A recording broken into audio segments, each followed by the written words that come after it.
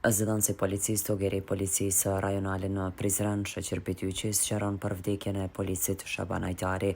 Ai me këtë rast të shkruan se sot më 22 korrik 2026, policia e Kosovës është njoftuar nga Policia e Republikës së Shqipërisë se rreth orës 8:25 në varrezat e fshatit Morin është gjetur pa shenja jete shtetësi me inicialet SH, 35 vjeç, banues në Prizren.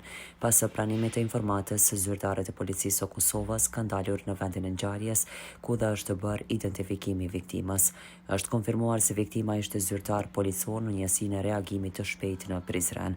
Sipas veprimeve paraprake hetimore të ndërmarra nga Policia e Republikës së Shqipërisë, dyshohet se 35 vjeçari ka kryer vetvrasje me armë zjarri, pistolet, e cila është sekuestruar në cilësinë e provës materiale nga autoritetet kompetente. Policia e Kosovës është në kontakt dhe koordinim të vazhdueshëm me Policinë e Republikës së Shqipërisë me qëllim të ofrimit të ndihmës në sigurimin e provave dhe zbardhjen e plotë të rrethanave të rastit, njofton zëdhënësi Pityqi.